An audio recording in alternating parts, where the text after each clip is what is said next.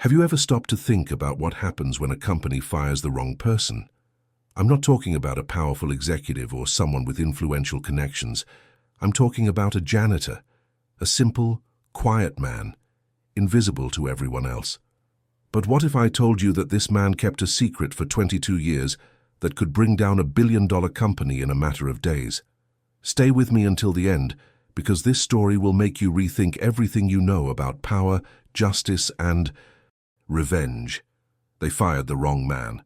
Samuel Johnson woke up at 4 in the morning every day to clean the gleaming hallways of one of Seattle's largest tech companies. 22 years of impeccable dedication. Never late once.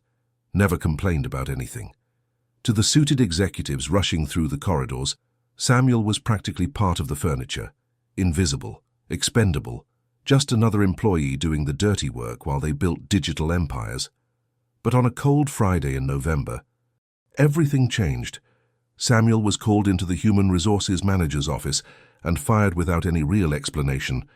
They simply said he was expendable, that the company was cutting costs, and that his services were no longer needed. No prior notice, no gratitude, no dignity, just an old cardboard box to carry his belongings and a mechanical handshake on the way out. The next day, when they locked up the building for the weekend, nobody noticed what Samuel had taken with him that night. Nobody paid attention to the quiet man leaving through the back door with a box under his arm. Why would they? He was just the janitor. But 3 days later, when Monday arrived, the entire company was in absolute panic. Systems locked, files disappeared, secrets exposed. What this silent janitor had kept for over 2 decades was about to turn everything upside down. And the most shocking thing, he had every right to do it. Have you ever been through something like this? Have you ever been treated as if you didn't matter? Then get ready, because what follows will show you that the invisible also see everything. Before I tell you what happened behind the scenes of this explosive story, I need to ask you something. If you've made it this far and are feeling that nervous excitement, that mix of indignation and hope, then I know this content is relevant to you. And that's exactly why I need your help. Leave a comment below about what has touched you the most so far. Have you ever been ignored at work? Have you ever seen someone treated as invisible? Or maybe you know a story similar to Samuel's? Share it with me, because every comment here isn't just a number, it's a voice that needs to be heard, an experience that deserves respect. And look, if you're enjoying this story, click the like button now. It seems simple, but this gesture makes all the difference. That's how the algorithm understands that this type of content matters, that real stories of real people need to be told. Your like is the fuel that makes this video reach more people who also need to hear this. And if you're not yet subscribed to the channel, hit that subscribe button and activate the bell. Your participation here is what makes this channel grow and reach more people with stories that inspire, that move, and that show that justice still exists in this world. I don't do this alone. We do it together, building a community that believes in dignity, respect, and truth. Now let's get to what really matters, because what Samuel kept in that box for 22 years wasn't just old paper or sentimental mementos. It was pure power. It was documented truth. It was the silent weapon that no one saw being prepared, night after night, while he passed unnoticed through the empty corridors of that billion-dollar company. Samuel Johnson wasn't just another janitor. That's the part most people don't understand when they hear stories like this. Behind that simple uniform and tired face was a 61-year-old man with a lifetime of dreams and sacrifices. He had been a widower for 7 years, since losing his wife to cancer, and he was the father of a brilliant daughter studying medicine at one of the most expensive universities in the country. Everything Samuel did, every shift that started at 4 in the morning, every hallway he cleaned with meticulous perfection, was for her. It was to ensure his daughter had the future he and his wife had always dreamed of giving her. For 22 years, Samuel woke up when the city was still shrouded in total darkness. He drank his coffee alone, donned his faded blue uniform, and drove his old pickup truck to the headquarters of Tech Vision Corp, a multi-billion-dollar software giant with gleaming offices that looked like they'd stepped out of a futuristic architecture magazine. While the executives still slept in their comfortable mansions, Samuel was already there, preparing the environment so they could arrive to find everything spotless. But here's the stark truth. His colleagues barely knew his name. To them, he was invisible, just part of the scenery. A silent presence that ensured the trash cans were empty and the floors gleamed. But Samuel had something no one noticed during all those years. He was profoundly observant. This personality trait, this attention to detail, wasn't just part of his job, it was who he was. As he mopped the empty offices at night, after everyone had left, he saw absolutely everything. Secret meetings that took place in glass rooms with the curtains drawn, but which he witnessed when he entered to clean afterward. Confidential documents left open on desks, contracts with numbers that made his eyes widen, internal memos about questionable decisions, passwords written on colorful post-it notes stuck to the edges of monitors, as if that weren't a monumental security risk. Samuel never discussed anything with anyone. He never gossiped. He never used any information he had access to. He simply did his job with a quiet dignity that few manage to maintain in a world that constantly tests our integrity. But he wasn't naive either. He knew he lived in a world where workers like him were disposable, where loyalty was a one-way street. So, with the wisdom of someone who had seen much and spoken little, Samuel began to keep things, not out of revenge, not out of greed, but as a precaution, like silent insurance against the day his invisibility might turn into total non-existence. And that day arrived. TechVision decided to cut costs, as large corporations always do when they want to impress investors with even higher profit margins. Outsourcing cleaning seemed like a smart decision on paper. Fewer labor costs, fewer responsibilities, more efficiency, at least in the cold theory of spreadsheets. Samuel was dismissed as if he had never existed. 22 years of dedication erased with a signature on a termination document. No executive lost sleep over that decision. After all, he was just the janitor. But profound transformations rarely happen with fanfare. They happen silently, behind the scenes, where no one is paying attention. And Samuel was about to prove that an underestimated mindset is one of the most dangerous forces that exists. But the real revelation was yet to come.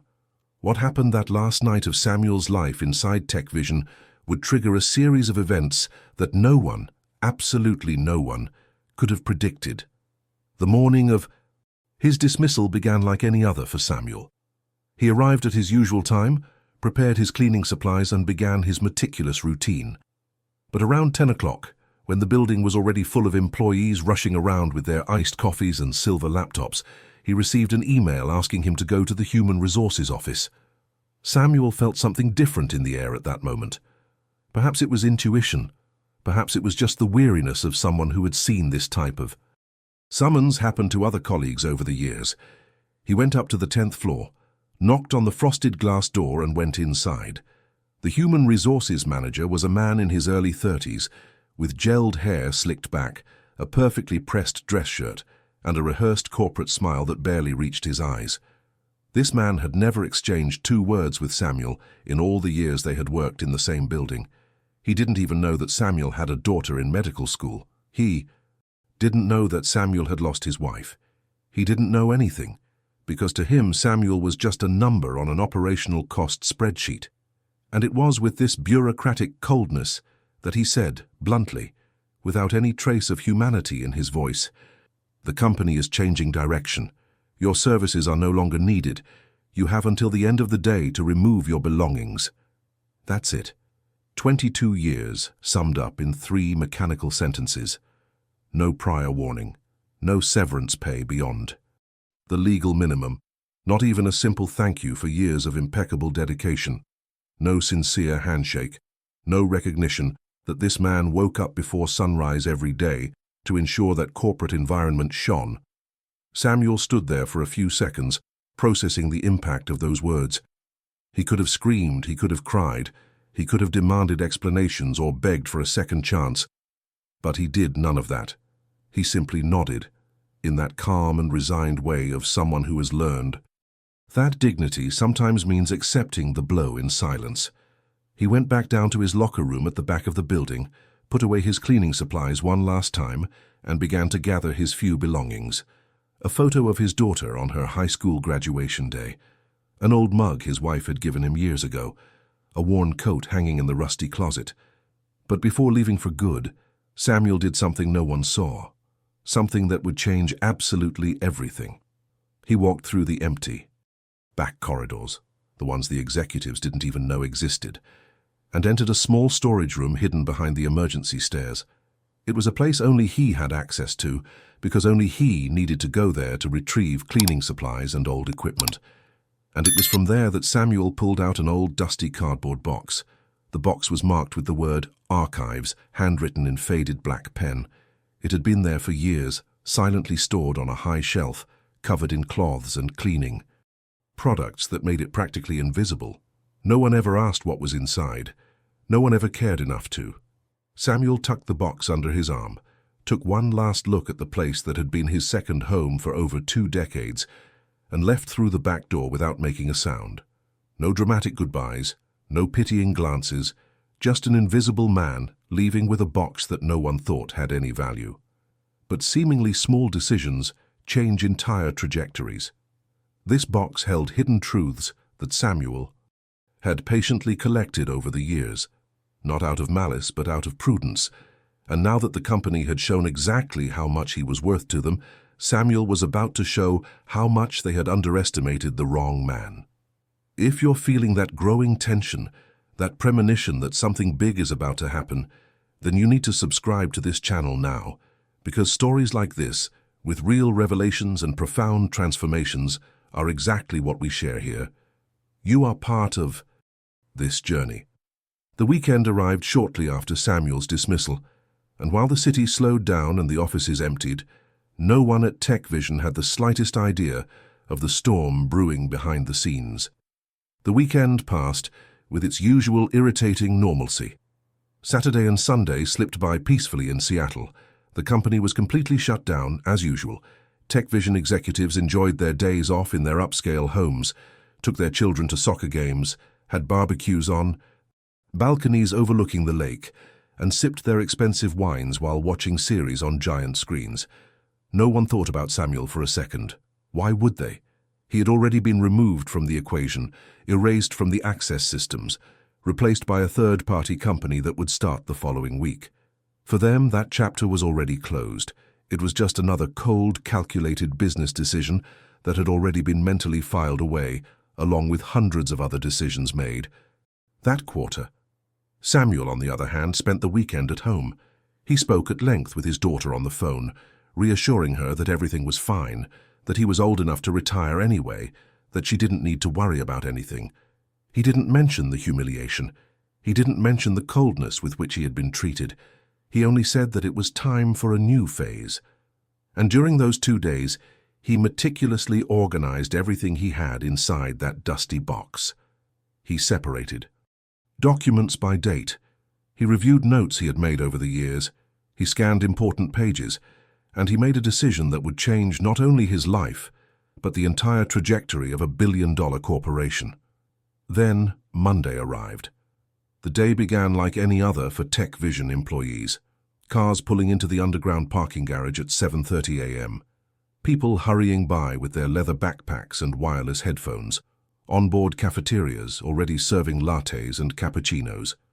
But when the first employees tried to log into their computers, something was profoundly wrong. Screens froze on the authentication page. Passwords that worked perfectly on Friday were now being rejected. Entire systems wouldn't open. Critical servers were locked in ways the tech team had never seen before. The IT department went into total panic mode. Frantic calls began to flood the department. Urgent emails flew back and forth. The IT director called an emergency meeting at 8 in the morning. They tried everything. They restarted servers. They checked access logs. They looked for signs of external intrusion. They ran security protocols they had never needed to use before. But nothing worked. And the worst was only beginning to unfold. Critical files had simply disappeared. Not deleted, not corrupted. Just vanished as if they had never existed. Important contracts, sensitive financial data, confidential internal communications, all inaccessible. The tension in the building was palpable. Executives who normally spent Mondays in strategic meetings were now gathered in crisis rooms, trying to understand what the hell was going on. It was then that someone, a junior analyst from the security department, asked a question that cut through the air like a knife. "Do you remember that janitor who was fired on Friday?" The silence that followed was deafening. People began to look at each other with that expression of someone who has just had a disturbing revelation. Someone murmured the name, Samuel Johnson. And that's when they started connecting the dots in a way that made their stomachs churn. Samuel had access to restricted areas of the building that most employees didn't even know existed. He was there every night, completely alone, for hours on end, while everyone else had already left. He had keys, he had codes, he knew every corner of that building. And that last night, when he left carrying that old cardboard box, no one had even thought to check what he was taking. Why would they check? He was just the janitor, invisible, harmless, disposable. But now, while the entire company was paralyzed and the impact of this failure began to spread to clients and partners, a terrifying truth was beginning to emerge from behind the scenes. In that box that Samuel took with him was something the company never imagined he had kept, something that would completely transform the narrative of who was the victim and who was the villain in that story. And what Samuel had kept, hidden all those years, was about to surface in a way that no one, absolutely no one, was prepared to face. The truth that Samuel had kept hidden for over 20 years was far deeper and more disturbing than anyone at Tech Vision could have imagined. As the company crumbled on that chaotic Monday, desperately trying to recover its systems, no one yet had the slightest idea what was really happening behind the scenes, because Samuel hadn't sabotaged anything. He hadn't hacked systems. He hadn't stolen passwords or destroyed files. What he had done was infinitely more powerful and legally sound. He had documented absolutely everything. For over 2 decades working in those silent corridors, Samuel had done something extraordinary that no arrogant executive ever considered possible. He had become the unseen witness to systemic corporate crimes. Every suspicious meeting he witnessed while cleaning conference rooms right after executives hurried out, leaving behind whiteboards littered with questionable numbers and strategies. Every confidential document left open on desks, printers, and even trash cans, because people simply didn't believe the janitor could understand or care about what was written there. Every conversation about illegal practices he overheard while vacuuming hallways near offices with poorly closed doors, where confident voices discussed schemes as if they were perfectly normal business strategies. Samuel had meticulously organized physical and digital evidence, photographs discreetly taken with his old cell phone of documents revealing elaborate tax fraud, where the company diverted millions of dollars through shell subsidiaries in tax havens, copies of printed emails that were thrown in the trash without being shredded, detailing clear cases of systematic discrimination against older employees and minorities, always with empty corporate justifications to cover up obvious biases. Audio recordings accidentally made by security systems that Samuel had access to for maintenance, capturing conversations about institutionalized harassment, where managers openly discussed how to pressure employees until they resigned to avoid labor costs. And perhaps most explosive of all, concrete evidence of sophisticated schemes to manipulate government contracts. Tech Vision competed for multi-million-dollar public tenders, and Samuel had documents showing how executives colluded with competitors, artificially inflated prices, and even paid bribes, disguised as consulting fees to secure victories in processes that should have been transparent and fair. These were very serious federal crimes, the kind of thing that could land important people in prison and completely destroy a company's reputation. But here's the crucial detail that defines who Samuel really was. He never intended to use this information. He never planned extortion. He never thought of selling secrets to competitors. He simply kept everything as a precaution, like silent insurance against the day his invisibility could be used against him. It was a self-preservation mentality from someone who deeply understood human nature and knew that corporate loyalty was a one-way street. He hoped he would never need it. He hoped to be able to retire peacefully after decades of honest work, see his daughter graduate, and live out his final years in peace. But the day he so dreaded finally arrived. And when Samuel was fired in that cold, inhumane, and completely unnecessary way, treated like a disposable object after 22 years of impeccable dedication, something changed within him. It wasn't blind rage. It wasn't a desire for destructive revenge. It was a conscious and moral decision that he would not remain silent in the face of such injustice. If the company could discard him without any respect or dignity, then he had every right to use the truth he had kept to protect himself, and more importantly, to expose practices that harmed not only him, but hundreds of other people and society as a whole. The transformation that happened to Samuel that weekend wasn't from victim to avenger. It was from silent witness to courageous whistleblower. He organized each piece of evidence with the precision of someone who knew exactly the impact it would have. And then he made the most important decision of his life. If you're following this journey and feeling that each revelation connects you more deeply to this story of justice and courage, then subscribe to this channel now, because you clearly value real narratives that show how ordinary people can challenge power structures when armed only with the truth. You are part of this community. And what Samuel did with all that evidence in the early hours of that Monday was about to trigger consequences that no tech vision executive could ever have foreseen. Tuesday morning brought the full revelation of what Samuel had done, and the impact was absolutely devastating. Tech Vision CEO Mark Holloway, a 52-year-old known for his aggressive business approach and for building the company from a garage startup into a billion-dollar giant, received the news while in his office on the top floor of the building. When his general counsel entered without knocking, his face pale and his hands trembling as he held a tablet, Mark knew something catastrophic was happening. And he was right. As he read the first paragraphs of the report, his expression shifted from confusion to disbelief, and finally to a kind of contained rage that made his hands grip the table tightly. Mark turned absolutely livid when he grasped the full extent of what he was facing. He immediately mobilized the company's entire team of corporate lawyers, those who charged $1,000 an hour and had prime Manhattan offices with prime views.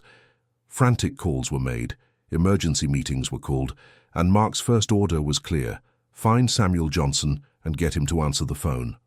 But Samuel didn't answer. Every call went straight to voicemail. Text messages went unanswered. Emails returned with utter silence. It was as if he had simply vanished off the face of the earth, and this lack of communication left the executives even more desperate because it meant Samuel had complete control of the situation and wasn't at all interested in negotiating. That's when the real bombshell dropped. The legal team discovered, through sources within government agencies, that Samuel had sent meticulously organized copies of all the documents, evidence, and recordings to not just one, but multiple strategic destinations. He had sent complete packages to the SEC, the Securities and Exchange Commission, which regulates the financial market and investigates corporate fraud. He had sent everything to the Federal Department of Justice, which had the authority to investigate crimes involving government contracts and money laundering. And perhaps most devastating of all, he had sent detailed dossiers to two of the largest and most respected investigative newspapers in the United States, publications known for bringing down powerful politicians and mercilessly exposing corporate scandals. Panic gripped the Tech Vision hallways like a virus spreading uncontrollably. Employees who had nothing to do with the fraud began whispering in corners, asking each other if they knew what was happening. Senior executives cancelled trips and external meetings to stay in the building, trying to control the fire. That grew by the hour, and then came the financial blow. The company's stock, which closed the previous Friday at $147 each, began to plummet as soon as rumors of the scandal began to leak into the market. Institutional investors, those who move billions and have access to privileged information before the general public, began to sell their positions en masse. In a matter of hours, the stock lost 23% of its value. Billions of dollars in market capitalization evaporated like smoke. Furious investors began demanding explanations. Calls from pension funds, wealth managers, and major banks flooded the investor relations department. Everyone wanted to know the same thing. Were the accusations true? And if so, why hadn't anyone known about it before? Why had internal controls failed so spectacularly? Mark and his team tried to calm things down with vague statements about unfounded allegations and ongoing internal investigations. But nobody was buying that narrative. The market could smell corporate lies a mile away. But the most devastating element of this whole situation, the detail that made it impossible for TechVision to simply deny everything and move on, was the irrefutable quality of the evidence Samuel had collected. He had recorded crystal-clear audio of high-ranking executives planning fraud in meetings they thought were completely private, recognizable voices openly discussing how to manipulate numbers, how to hide suspicious transactions, and how to intimidate employees who threatened to report irregularities, and Samuel's credibility as a source was absolutely unassailable. After all, who would suspect the silent janitor? Who would imagine that this invisible man, who went unnoticed every day, was documenting everything with the methodical patience of someone building a case that could not be challenged? The transformation in the power dynamic was complete.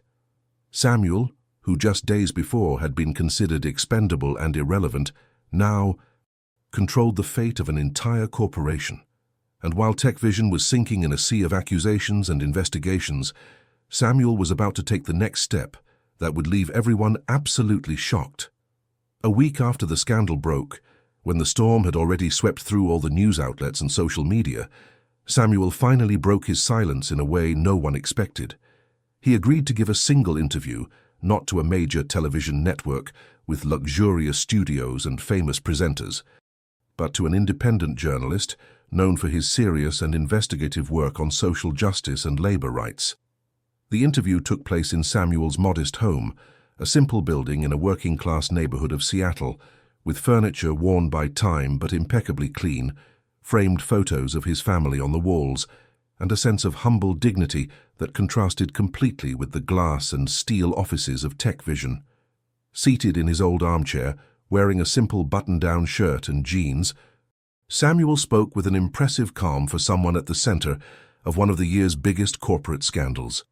His words were measured, honest, and laden with a restrained emotion that touched anyone who heard them. He said, looking directly at the camera with those tired but determined eyes, "I didn't want this. I never wanted to be the center of attention or cause problems for anyone. I just wanted to work honestly, do my job as best as I could, and support my daughter until she could pursue her own dreams. But they treated me like trash, like something that could be thrown away without a second thought. They made me feel invisible all those years, and when they no longer needed me, they discarded me as if I had never existed. So I decided to show that the invisible also see everything. We are there, paying attention, observing, and we deserve the same respect as anyone else."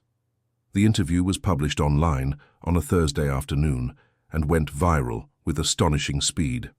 In less than 24 hours, it had been viewed by over 15 million people.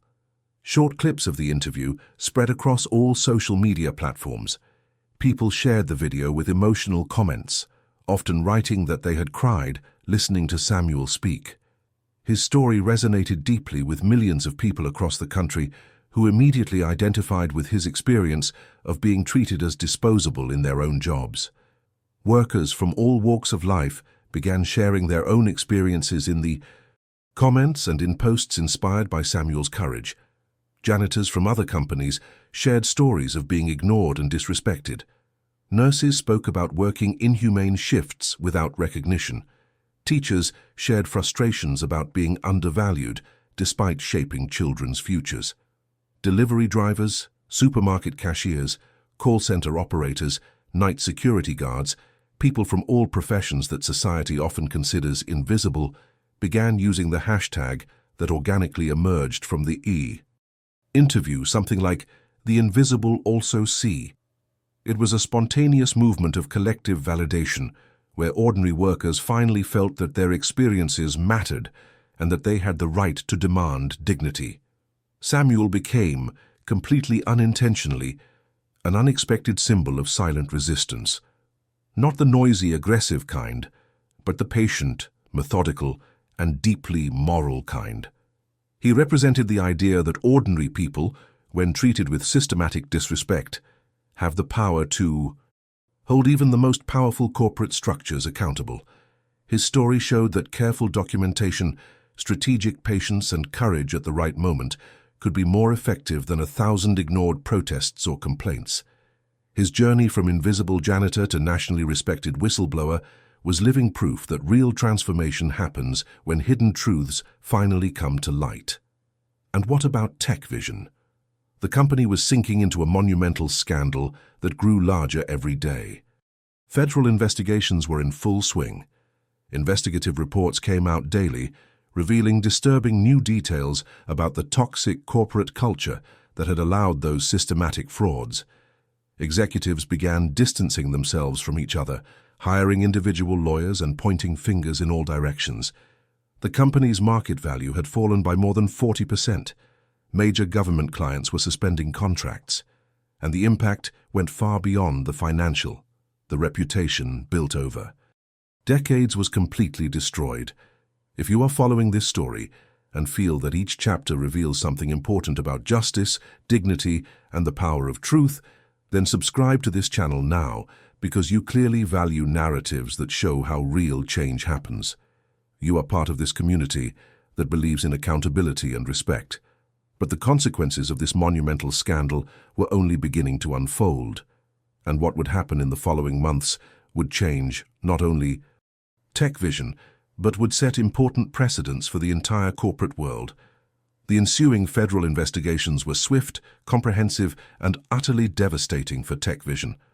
The SEC and the Department of Justice worked together with rare efficiency, mobilizing teams specializing in corporate financial crimes and government fraud.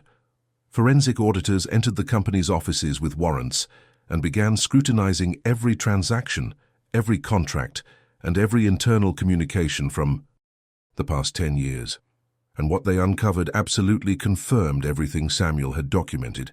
It wasn't exaggeration. These weren't unfounded allegations. It was a systematic pattern of criminal behavior that had been hidden beneath layers of corporate legitimacy for years.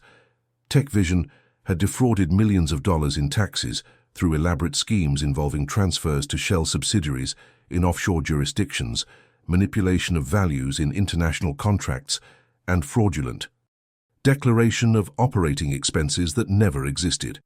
The numbers were shocking. Investigators estimated that the company had evaded approximately $37 million in federal taxes over 8 years. Furthermore, the evidence of systematic discrimination was undeniable.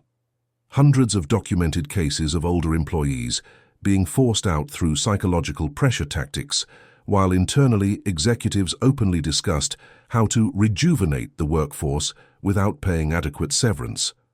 And the manipulation of public bids was perhaps the most serious crime of all, involving government contracts totaling over $200 million won through fraud and illegal agreements with competitors. The criminal fallout began to pile up like dominoes. 3 high-ranking executives were formally indicted on federal charges, including tax fraud, conspiracy to defraud the government, and obstruction of justice. These were people who had built brilliant careers, held degrees from elite universities, lived in mansions, and sent their children to expensive private schools. Now they faced the real possibility of spending years in federal prison. The preliminary hearings were extensively covered by the media, and seeing those men in expensive suits being led in handcuffs to court created a powerful image that no matter how rich or influential you are, justice can still catch up with you. Mark Holloway, the CEO who had built the company and who just the previous week had given confident interviews about growth and innovation, resigned under overwhelming pressure from the board of directors. He released a short, unemotional statement saying he was leaving to allow the company to focus on moving forward, but everyone knew he had been forced out before his presence caused further irreparable damage to the brand.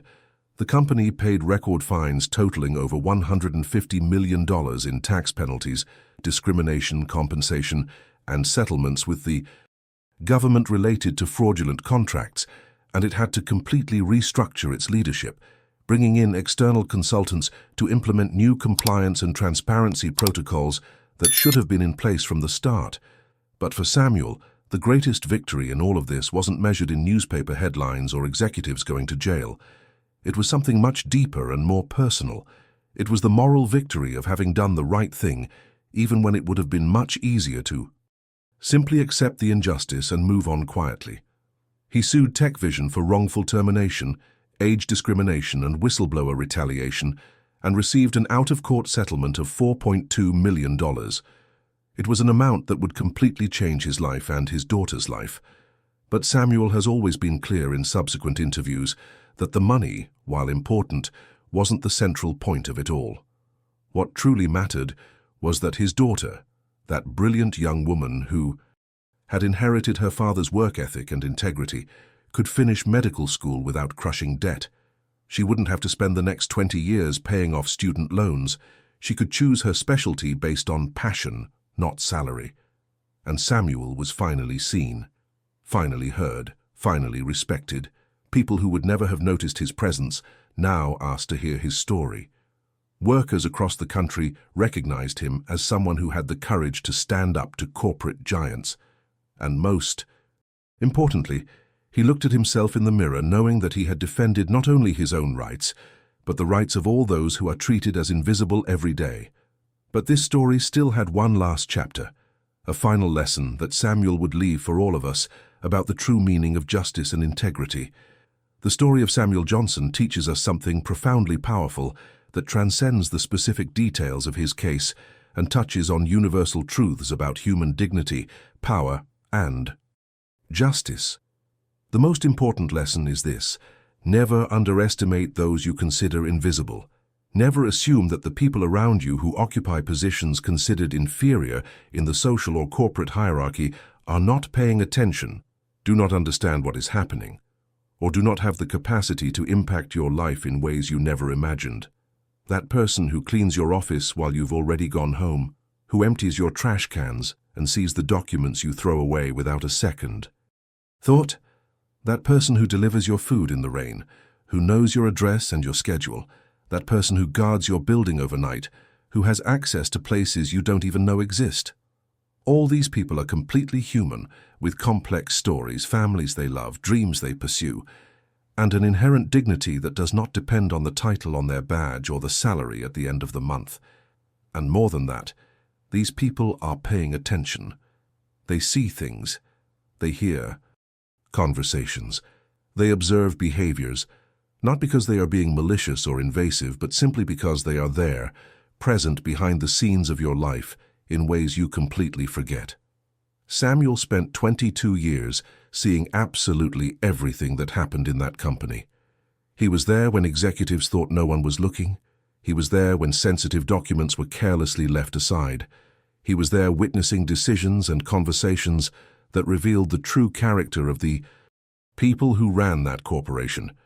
And because he was treated as invisible, people acted as if they were truly invisible too, without realizing that they were building a living archive of evidence through their own arrogance. But here's the crucial detail that separates Samuel from someone driven by petty revenge or opportunistic greed. Samuel didn't seek revenge. He sought justice.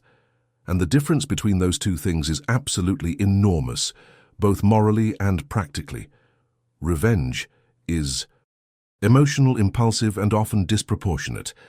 It's about hurting those who hurt you, simply for the pleasure of seeing them suffer. Justice, on the other hand, is about holding people accountable for their actions in appropriate and proportionate ways. It's about exposing truths that need to be known not just for personal gain, but for the greater good. Samuel had all that evidence for years. He could have used it sooner. He could have sold information to competitors. He could have tried to extort the company. But he didn't do any of that. He simply kept everything as a precaution, hoping he would never need to use it. It was only when he was treated with utter contempt, when his dignity was completely ignored, and he was discarded as if decades of loyal work meant nothing, that Samuel made the decision to act. And even then, he didn't act destructively or chaotically. He acted through the appropriate channels. He sent evidence to the competent authorities. He allowed journalists to investigate and verify everything. He followed legal processes. His approach was methodical, transparent, and fundamentally fair. He wasn't trying to destroy innocent people or cause unnecessary suffering. He was simply ensuring that hidden truths came to light and that those responsible for crimes faced appropriate consequences. Samuel's story reminds us of something our society often forgets. Quiet integrity is infinitely more powerful than loud arrogance. The executives at TechVision were loud in their confidence. They made pompous public pronouncements. They talked about corporate values at conferences. They published annual reports full of language about ethics and accountability. But all of that was just empty noise, because behind the scenes, they were systematically violating every principle they publicly proclaimed. Samuel, on the other hand, never made grand pronouncements. He never drew attention to himself. He simply lived with integrity day after day, doing his job, with excellence and maintaining his moral compass even when no one was watching. And in the end, it was this quiet integrity that prevailed. The truth always finds its way. It may take years, it may seem like it will never come to light. But eventually, especially when it comes from places where no one is looking, the truth emerges with a force that no amount of money or corporate power can contain. Samuel was invisible, until suddenly he wasn't anymore. And when he finally became visible, he brought with him 2 decades of documented truths that completely transformed the narrative of power. If you are absorbing these lessons and feeling that they resonate with your own values about how people deserve to be treated, then subscribe to this channel now, because you clearly understand that stories like this are more than entertainment. They are important reminders about dignity, justice, and the kind of world we want to build together. You are part of this community. And now, let me tell you what happened to Samuel after that whole storm finally passed and what his legacy means to all of us today. Samuel now lives peacefully, exactly the way he always wanted to live.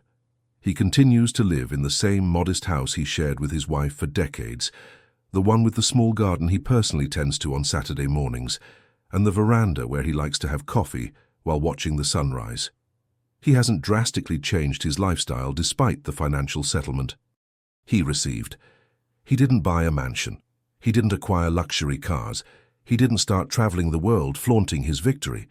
Instead, he wisely invested the money to ensure long-term financial security, donated generously to causes he believes in, and continued living with the same dignified simplicity that has always characterized his life. Because for Samuel, the transformation was never about money or status.